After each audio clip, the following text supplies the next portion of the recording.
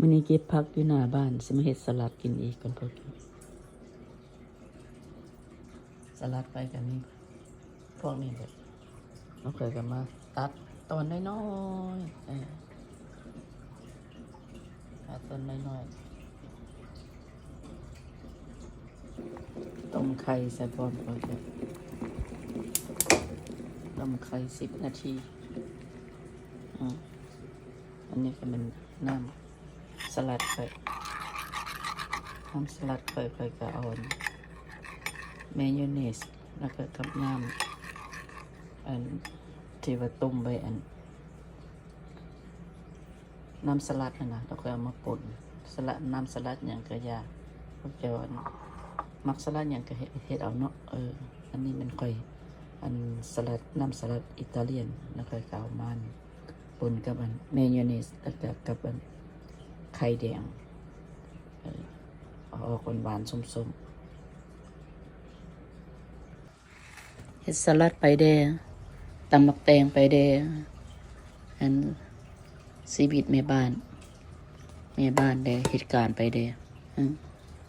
อันนั้นก็สลัดจอยเรียบร้อยแล้วมื้อนี้เฮ็ดอันตำมักแตงกับยำสลัดกับอันปิ้งกระดูกคา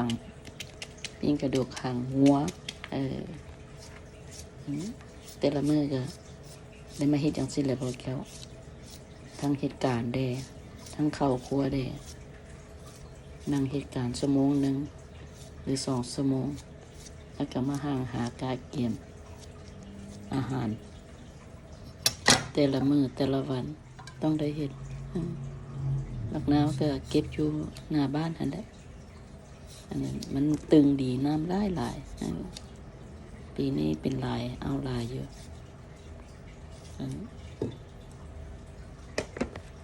ชีวิตคนต่างแดนมันเห็นก็ได้ไข่มาแล้วต้มไข่สุกแล้วตามมาใส่กับน้ำยำสลัดมันค่อยตัวดีเนาะพวกเจ้า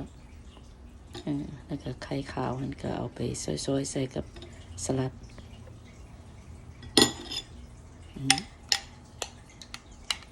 เฮ็ดจังซี่ลูกอยู่บ้านเขาเจ้าก็มักกินอันผักสลัดก็บ่แม่นเอาผักสลัดเอาผักเขียวปลูกอยู่หน้าบ้านหั่นแหละมาใส่ก็ได้ประมาณนี้แหละอันนี้กะรดมีมักแตงแล้วก็มีผักบัวแล้วก็มีชีสหน่อยนึงอันนั้นทุกมื้อต้องได้เฮ็ดอาหารทุกมื้อกินอาหารใหม่ไปเรื่อยๆอาหารเก่าถ้ามันเหลือก็ได้ก็บางทีก็ได้ซ้ำบางทีก็บ่ได้ซ้ำบางทีก็ลืมไปเลยอันนั้นถ้ามันอันสลัดนี่แหละมันหมดมื้อประมาณนี้แหละว่าแก้วออกมาตัวนัวๆแซ่บๆบ่มีแป้งนัวเด้อพวกเจ้า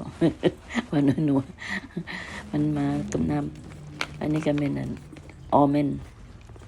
นด์ที่ว่าค่อยไปคั่วค่อยซื้อดิบๆมาแล้วค่อยก็มาคั่วใส่ในแอร์ฟรายเออร์คั่วแล้วนั่นถ้ามันค่อยเอามานั่นแล้วค่อยก็เอามาทุบๆใส่ให้มันมีอันนั้นนัดนะมันมีพวกอันคล้ายๆว่า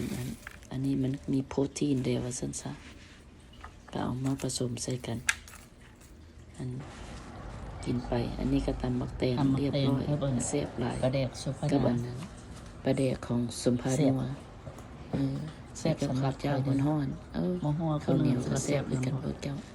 เอามาเด้อ